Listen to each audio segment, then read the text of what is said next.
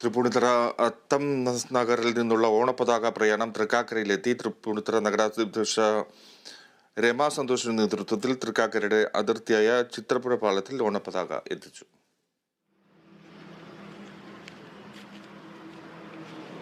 B John Thomas വിവരങ്ങളുമായി ചേരുന്നു. ഓണപ്പതാക എത്തിച്ചിരിക്കുന്നു. എങ്ങനെയാണ് ഇനി തുടർ ചടങ്ങുകൾ? എങ്ങനെയാണ്? ഒരു മിനിറ്റ് നമുക്ക് ഫിജി, ഓണാഘോഷത്തിന്റെ വളരെ നിർണായകമായിട്ടുള്ള വളരെ പ്രധാനപ്പെട്ട ഒരു ചടങ്ങാണ് ഇപ്പോൾ പൂർത്തിയായിരിക്കുന്നത്. ഈ ഓണത്തിന്റെ ആഘോഷം തന്നെ ആരംഭിക്കുന്നത് അത്തച്ചമയ ഘോഷയാത്ര, അത്തച്ചമയ ആഘോഷങ്ങളോട് കൂടിയാണ്.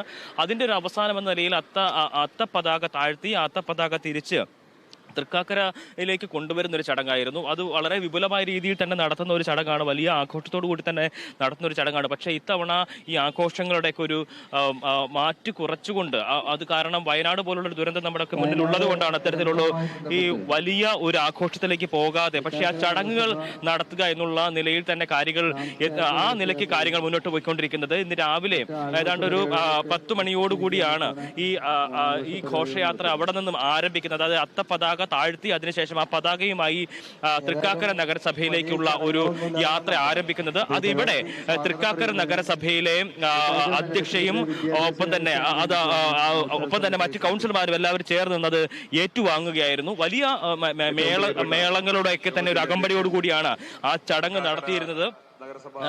ഈ ചിത്രപ്പുഴ പാലത്തിലാണ് ഈ പതാക എത്തിച്ചത്. അത് ഈ 2 നഗരസഭകളുടെയും അതിർത്തി പ്രദേശം കൂടിയാണ് ഈ പാലം അതിർത്തി എന്ന് പറയുന്നത്. അപ്പോൾ അവിടെയാണ് എത്തിച്ചിരിക്കുന്നത്. ഇനി ഇതുമായി ബന്ധപ്പെട്ട മറ്റു ചടങ്ങുകൾ എന്ന് പറയുന്നത് ഈ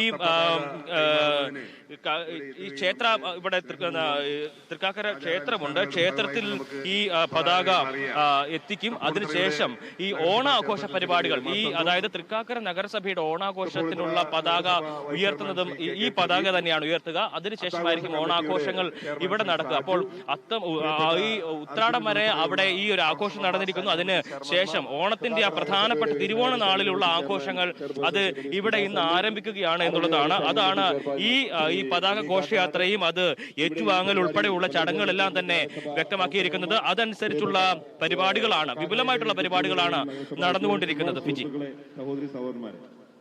ശരി എബി.